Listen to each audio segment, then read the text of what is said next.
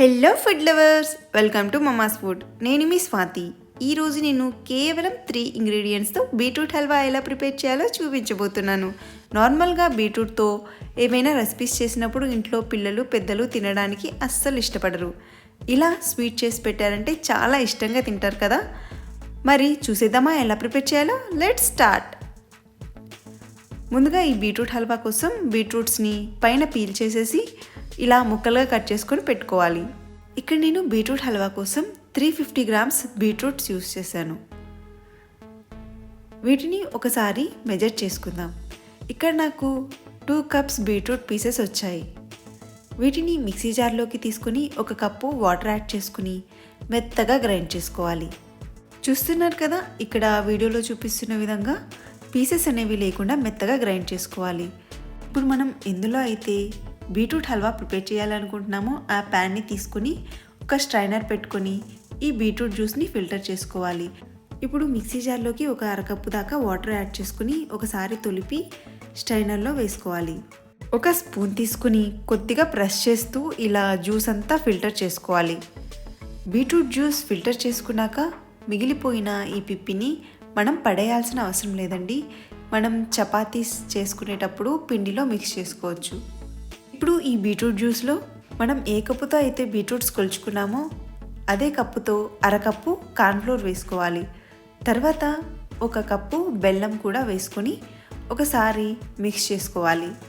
పిండి ముద్దలు అనేవి లేకుండా బాగా మిక్స్ చేసుకోవాలి. బెల్లం కరగాల్సిన అవసరం లేదండి, జస్ట్ కార్న్ఫ్లోర్ మిక్స్ అయితే సరిపోతుంది.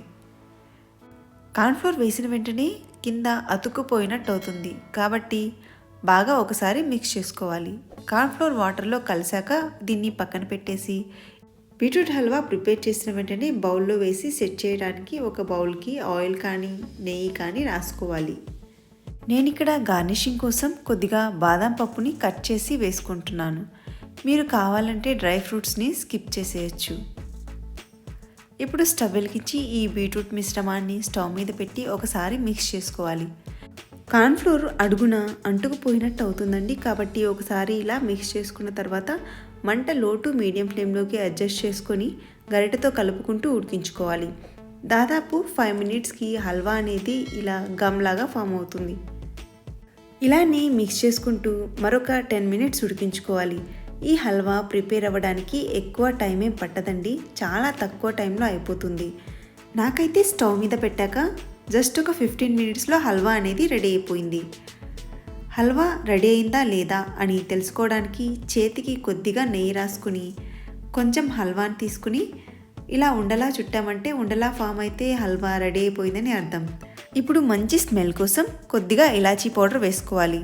ఇలాచీ పౌడర్ వేసుకోకపోతే బీట్రూట్ స్మెల్ అనేది వస్తుంది, కాబట్టి బీట్రూట్ స్మెల్ తెలియకుండా ఉండాలంటే మనం ఇలాచీ పౌడర్ ఖచ్చితంగా వేసుకోవాలి.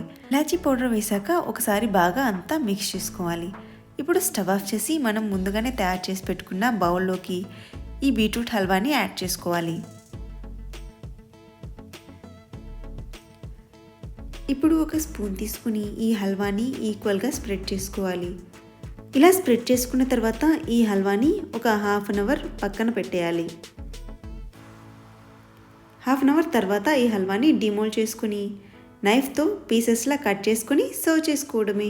అంతే, బీట్రూట్ హల్వా రెడీ అయిపోయింది. అది కూడా కేవలం 3 ఇంగ్రీడియంట్స్తో చాలా తక్కువ టైంలో. ఇంట్లో ఇలా హెల్దీగా స్వీట్స్ చేసి పెట్టారంటే పిల్లలు చాలా ఇష్టంగా తింటారు. మరి మీకు నచ్చిందా? అయితే తప్పకుండా ట్రై చేసి మీకు ఎలా వచ్చిందని నాతో కామెంట్స్లో షేర్ చేసుకోండి. వీడియో నచ్చితే తప్పకుండా లైక్ చేయండి, మీ ఫ్రెండ్స్ అండ్ రిలేటివ్స్తో షేర్ చేసుకోండి. ఇంకా ఇలాంటి మరిన్ని టేస్టీ వంటల కోసం మన ఛానల్ని సబ్స్క్రైబ్ చేసుకోండి. Thank you for watching.